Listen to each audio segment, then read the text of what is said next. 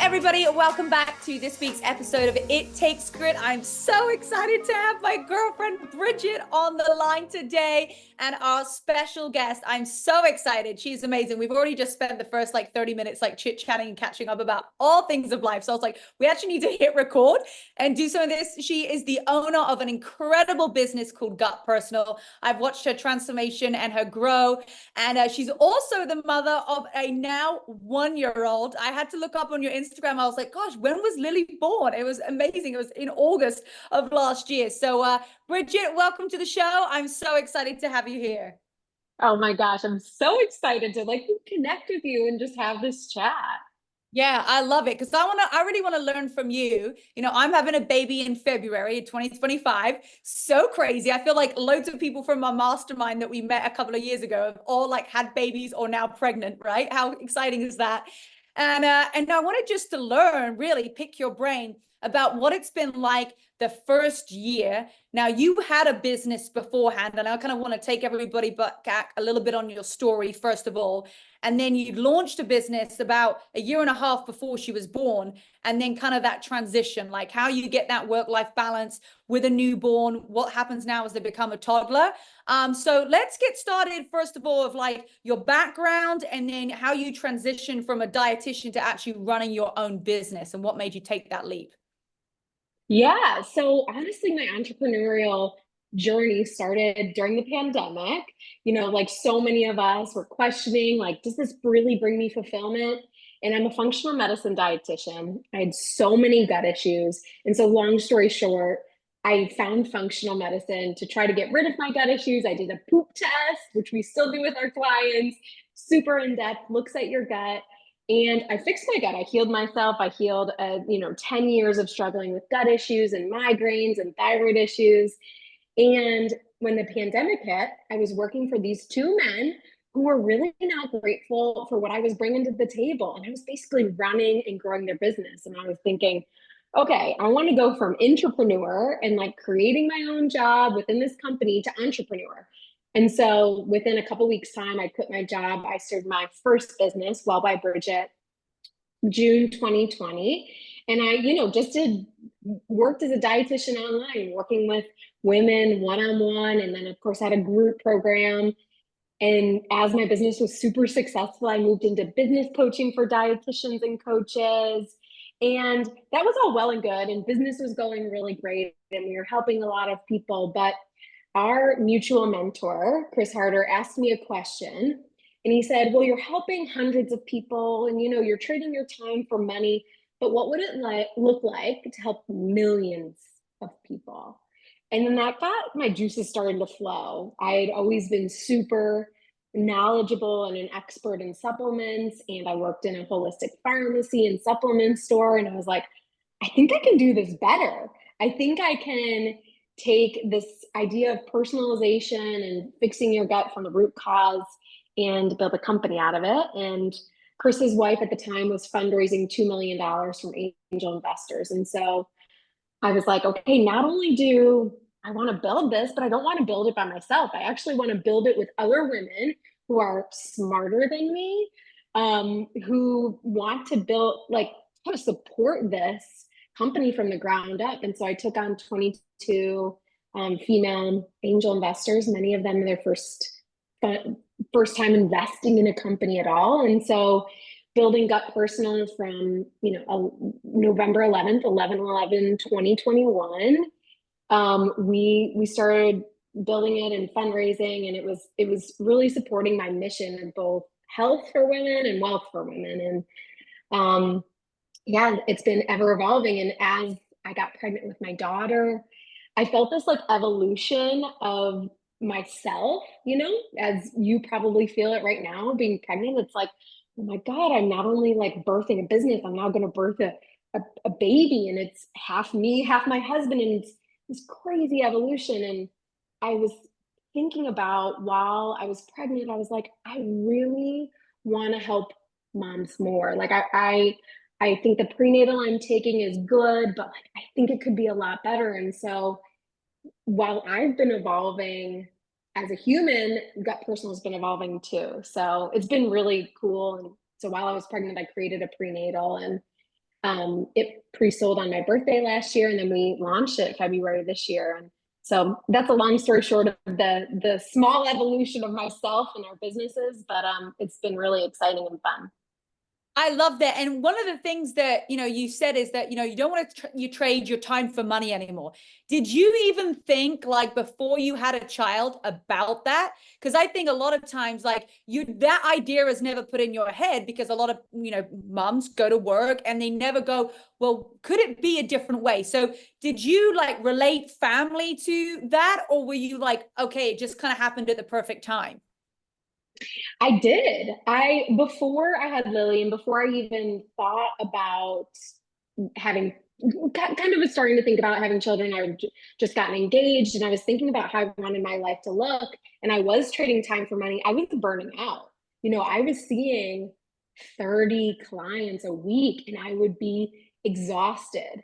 And so, much like you, I was engrossed in personal development and trying to envision what I'm wanting my life to really look like. And I wanted my life to have more time flexibility. I wanted to travel more. I didn't want to do this time for money, but I think, to your point, like that is a really like crucial thought, right? Like when you're about to get pregnant or when you're going to have kids, you're thinking about even more so, how do I want my life to look? Another reason that I didn't want to trade my time for money or wanted to build this business to sell was that I really felt like there wasn't much representation of women doing that. We see Sarah Blakely doing it, but who else? Maybe a very small handful of female entrepreneurs. And um, part of my like DNA is risk taking. And so I knew that if I could take this big risk, not only would it support my personal mission of more of this balance, but that it would show other women like we can do this. And there has to be more of us women, just like you are building big businesses and also having this incredible life. I love what you said about risk because I'm a risk taker too. But I feel like a lot of people, they might be listening to this being like, well, I would love, to be able to have that time flexibility, but I'm just not a risk taker. And I feel like the bigger risk is not taking the risk because otherwise you won't have that time with your kids, right? So, how do you, I know that you taught business coaching, all of that, but if someone's listening right now and they're thinking, well, oh my gosh, I'd really love to start my own business. I'd like to start a side hustle. Maybe I don't have kids yet, or maybe I do have kids and I want to, have more flexibility in the future. What is it that makes you say, I'm going to take this risk and I'm going to do it? I think you have to think about the thing that is the most important thing to you. And when people are risk adverse, what they're betting on is that it's not going to work. What you and I do is we look at our dreams, we look at our goals, and we say, what is the best case scenario? Like, how is this going to work out? Many times, what I see when people are risk adverse, they're saying, why? What is all the things that could happen poorly? Well, yeah, if you focus on not having an income, losing your house, losing your car, whatever it might be, of course it's going to seem scarier. But you and I focus on well, what's on the other side of amazing? Oh, it is getting more time with my kids. It's traveling in a private jet or first class all the time. It is, these things that like really are exciting and, light us up. You focus Oh, on those. I love that, right? It is because I don't focus when I go, I'm going to launch this thing. I'm like, oh my God, this is going to be so cool. I can't wait to create the content. I can't wait to see who the people I'm going to help. And like, it's going to be amazing. Like, I never think like, oh, no one's going to want this. I'm like, someone somewhere will want this product, right? And we'll see. And if they don't want it, then we'll just adapt to make something a little bit different. But there's always going to be a market for something if you just keep going. I love that. Talk me through. So you'd already had your business GutPersonal going with the supplements were last year, correct? Like supplements have been going along for how long?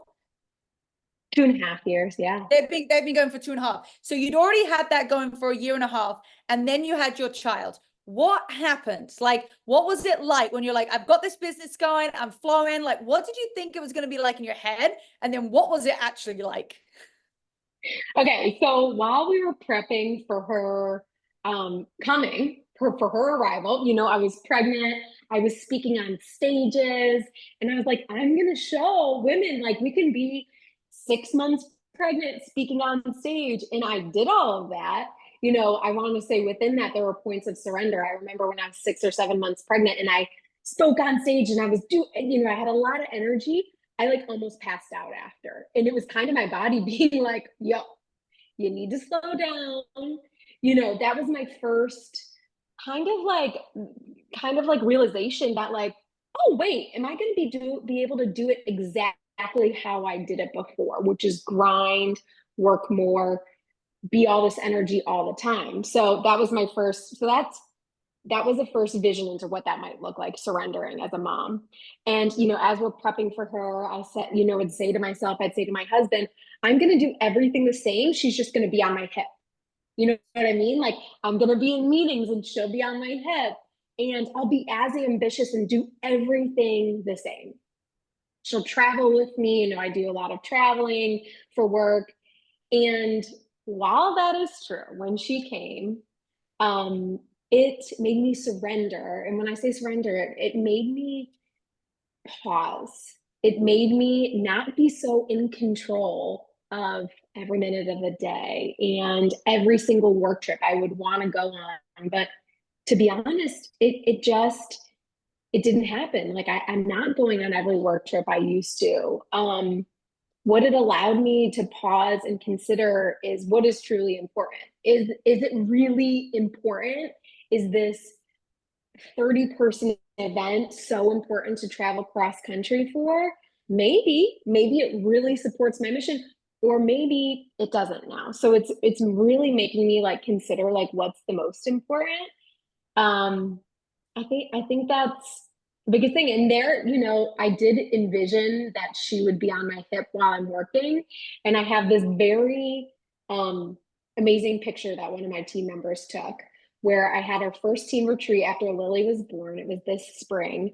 And I'm writing our projections. You know, we have a multi-million-dollar year projections, and she's on my hip and I'm just going for it. So there are some things that came to fruition that I envisioned. And then there's been a lot more surrender and saying no to things I used to say yes to. I love that. And I have seen that picture too. I love that photo. Talk me through, because I think a lot of times when you see someone like you've created this amazing brand and, you know, you go, oh, you don't realize how much hard work goes into it. Before Lily came, right? How much did you go full out to build that business to make sure that you were set financially before you had your child? Because for me, I knew I wanted to be in a certain position financially. And now I'm like, okay, I know when the babies come in, I want to make sure X, Y, and Z is done first. Because I think sometimes, you know, people see like a little bit of work, but there's a lot of stuff that goes into actually building something that is really successful. Like, what did that look like for you? Like, what was your schedule like to build this business, even before you got pregnant? So before I got pregnant, I mean, I was definitely at least full time, if not more than full time in the business. I think, you know, what I really did, I think from a financial standpoint, there's a big shift that happened for me when I launched GutPersonal. When I had my own coaching and services brand, I was taking home a lot more money than when I'm launching GutPersonal. When I've launched GutPersonal, you know, I need to build a team around me. And honestly, that was my big focus. Like, from going from before Lily to after Lily was making sure that I had the right team. You know, if I want to build this business, you know, bigger than I could have ever imagined, you know, it's a bigger business now than my other business was. I needed a team. So that's honestly been my focus, is like removing myself. Like if I'm gone, especially for, you know, like maternity leave, when I was gone, can the business run without me? And I think that's been a badge of honor for me, is like, yes, I built an incredible team. And honestly, when I had a team member who wasn't aligned or wasn't pulling their weight, I've had to do a lot of firing and hiring. And that's been so hard. So I think, you know, from a financial standpoint, I make more or less than I used to, but I'm more supported. You know, I'm paying for a team. I have a big salary every month that I pay my team. And that's been the biggest thing financially I've focused on, is actually hiring more people. So yeah, that's been Yeah, so good. you already set that up. You're like, hey, I know when the baby comes, like I'm not gonna be able to do everything. So I need to set myself up ahead of time. This is my plan, right? It's about being organized too, right? It is, I think sometimes you people feel like you just throw something up on the wall and it just like works. It's like, no, you're throwing loads of things at the wall and then just like one out of 100 things stick, just kind of like an employee does as well. But finding that right team Yeah. has then enabled you to have the flexibility, but you had to build it first, right? It's like it's your Yeah. vision, you build it first, and then you bring people into that vision as well. I think that sometimes is a missed part, is that you do need that really strong team around you so that you are able, to have that flexibility. I love that. Yeah. Tell me what it's like on a regular day for you, right? You have your business, you have your baby. Like obviously every day is different, but like is there any kind of like set routines that you have that you do that like helps you kind of mentally stay focused? Yes. Oh, this is so good. So my husband works in the company with me, and we just moved from Boston to North Carolina. And so typically when we were living in Boston, I had a nanny. So things really over the last 6 weeks, 2 months have really shifted. And now my husband and I have to be not only like team members at work, but like team members at home too, where we're saying, okay, do you have Lily this day? Okay, you have Lily this day. So my cadence of my week, Mondays I never loved meetings on Mondays. I always felt like, oh my God, it's like so aggressive to like get started in the week. I know there are a lot of people that like it, but I just liked no meeting Mondays. And so what Mondays are for me now are mommy Mondays. So I don't work on Mondays. My team works, they get started, they get, integrated, they're prepping for the week. I have mommy Mondays. So I do Pilates, like a private Pilates class. My daughter comes and we do Pilates together. Sometimes she hops on the reformer. And then we do like errands and like groceries. And, with having a nanny, maybe I'll get a couple hours of work done. But Mondays are mommy Mondays. And then my two really focused work days are Tuesdays and Thursdays. So my husband knows, okay, he has Lily those days, again, while we don't have a nanny. And so Tuesdays and Thursdays, I fit all my meetings into those days. And, I have 4 full-time team members. They're working every day, moving the business forward. And when I'm able to just check in, like on Slack where we communicate, if I check in for 15 minutes, I keep them moving forward. I remind them of the vision, or I cheer them on in the morning. That's what they need from me. The business needs less of me working in it. It's more things like this, podcasting, or, going and making a connection. And so I think as your business grows too, at the beginning, it was a lot of grind and hustle and a lot of working in the business. And now it's more right now about me creating collaborations, and it's not so much like in the weeds behind the scenes. It's I need to be more forward facing. I love that. Talk me through who your team members are. Is there like, how does the structure work of who you've got? Is there one person that you specifically talk to that manages the rest? Like, what does your team organization look like? Yeah, so I have an integrator who basically takes my ideas, and she's basically a director of operations. So she manages the team, she manages systems, all of our tech. She will at some point be the go-to person for everyone's questions. As we're integrating her into the company, she's been with me since 2020, but been in this role for 6 months. And so that's been incredible. So I have a director of operations. She's amazing. We have a director of marketing. So she runs all marketing, social, email. Oh my God, with a supplement company, there's so much that goes into marketing. So she runs our Amazon, works with agencies that we hire out. We then right now have a fractional CMO. So someone who's really high level strategist. She helped Kate Hudson launch her supplement company. So that's been like a huge up level for us in the last 2 months, as we hired this person who, built a big supplement company and was their marketing. So we have her, her and the director of marketing work together. And then we have our lead dietitian who sees all of our clients, who runs all of our programs. And then you, of course, have me. I'm the CEO. And right now, everyone reports directly to me. And then we have a assistant who does like a lot of, the smaller tasks, but is so amazing. We have my husband, he's head of fulfillment and product. So yeah, that's all of us. It's pretty cool. We run pretty lean.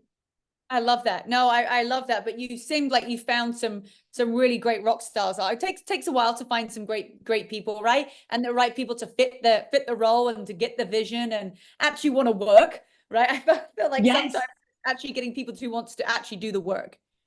Yes. And I think, to be honest, that's been the hardest part, I think, of business, period, over the last couple of years is that, my director of marketing role, this is the third person who's been in that role.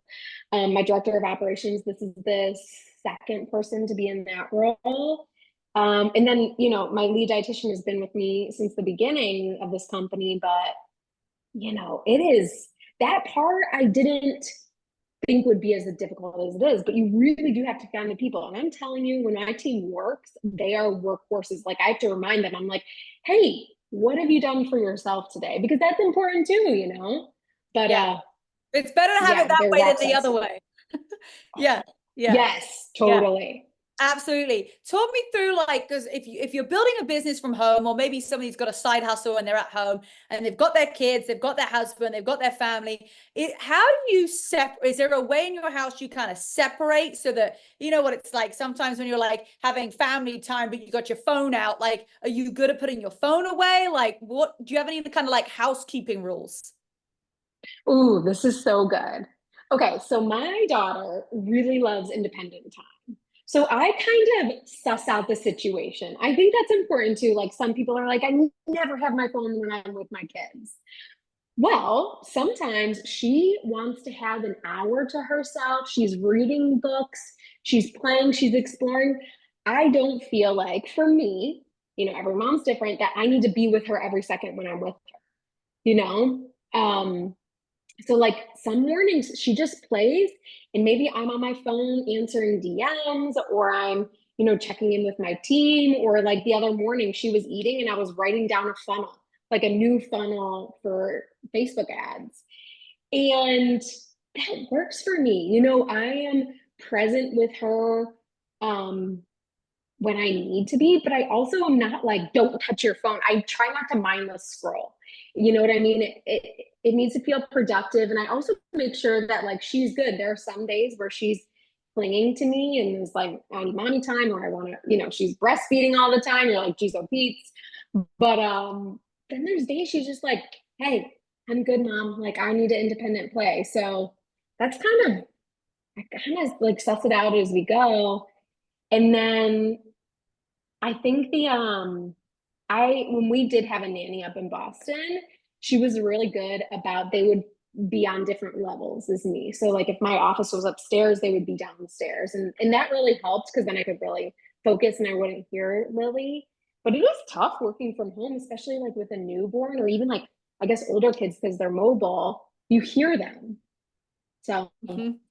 Yeah. it Well, can and be I love difficult. that. You want to make your kid independent too, right? You don't want them to just Yes. otherwise they're going to grow up and be like some of the 20-year-olds right now. Like they don't even know how to do anything. So, which is scary. Yeah. Um, yeah, no, I love that. I really do. And so right now you don't have any help as a nanny, but then you're looking to add someone in because that made a big difference. Obviously, you're both building the business from home, and that was just something that Yeah. you feel like you guys are going to add in again. Yes. Yeah. So I think, there's a lot of entrepreneurs like I have some girlfriends who don't have a nanny and they're trying, they're running businesses. And as we move down here, let's say what it is. Nannies are expensive, especially a full-time nanny and a good nanny.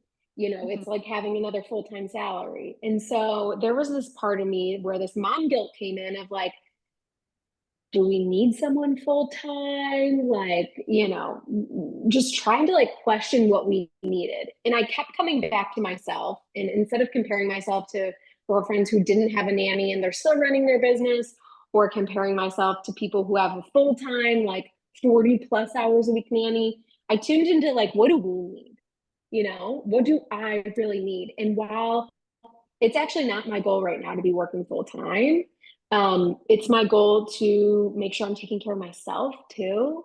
So when we were trying to figure out, okay, how many hours do we need someone? It was like, okay, if I'm working 25 hours a week, and of course there's, as entrepreneurs here and there, you're working an hour on the weekend. So who knows how many hours it is, right? Then I need also time for self-care. I need to go get a massage. I went to the chiropractor today. I need to go do my own workout where she's not crawling all over me. That doesn't feel good to me at all, So we ended up doing like a full-time 32 hours per week. Someone is what we're hiring for. And I think it's just important, no matter where anyone is just tuning into what your own family needs are. For a long time, I was like, oh, we don't need a nanny because XYZ doesn't have a nanny and she's running a successful business. And I was like, but I don't want to do that. I don't want to not have help. I want to be supported. Yeah, and two, no one's in your own home, so only like anyone can say anything what they want on social media. It's been very interesting. I've obviously been starting doing a lot more like pregnancy content, and now everybody has an opinion. Like, my car is the wrong color. I should keep it more personal. I need to do more workouts and less baby stuff. I'm like, gee, you're even questioning the color of my car, right? And Yeah. it's.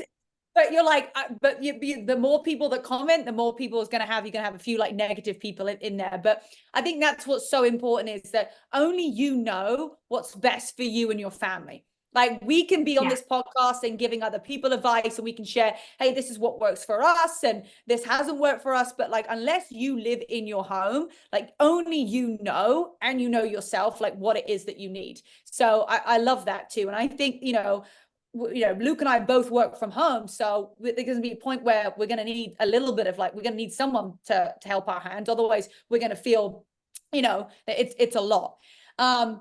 Last question for you. What is the plan for you moving forward? Like, I know that you have big goals. We were talking about it earlier, and I was like, congrats on a great month. You're like, that's not even enough, right? But that's what makes you an A-player. That's what makes you a successful entrepreneur.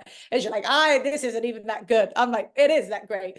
But what is your plan for the next year and then the next 5 years with GutPersonal? Where is it that you want to take it? What is it that you want to do? And what does that look like for you and your family? Yeah. So right now we're in the middle of fundraise. So we're raising money for that next level stage of growth. And it's been really exciting to me we've taken on, like I've said, first time angels, all of, my friends, and it's just been great. So like growing the company with my friends' investments has been awesome. So we're in a fundraise right now for that next growth stage. The goal is in the next 18 months to become an 8-figure company, which is really exciting and really fast to do that. But I feel really excited and about it. Next 5 years is to sell it. We want to build this company fast and furious. My goal, and I say this aloud, not that it needs to be anyone else's goals, but that I own it. We want to sell for $300 million. So that's the vision, and that's what we're working towards. And we have a plan to do that by 2030. So That's so very exciting. exciting. Yeah. And again, it's like really important to me to do that because showing other women we can do this and we can be badasses and have babies and not burn ourselves out and take care of our health and also our wealth. And then we'll probably have another baby or two. And yeah, we'll just keep growing. We just moved to Raleigh, North Carolina, which I am so obsessed with. The wellness scene, the entrepreneurial scene is amazing. So, growing roots here and locally is really helpful. We've always been known as a company nationally, and I'm kind of excited to have a really cool wellness community and be building around that. We're going to have a lot more small, intimate, in real life events in the next year, which is really exciting. So, yeah. I love it. And where can everybody follow you and find all of the goods that you have to offer? Yes, I'm Bridgitte Mallinson on Instagram. That's the place where I hang out. GutPersonal is gut.personal on Instagram. We have a good time, so come say hi. Awesome. Well, thank you so much, Bridgitte, for your time. I appreciate you. And yeah, I just can't wait to see you grow this even bigger and hit that 300 million mark. So everybody make sure that you go and give Bridgitte some love. I'm going to put all of her details and her amazing, amazing company in the description. So make sure that you check it out and go give her some love.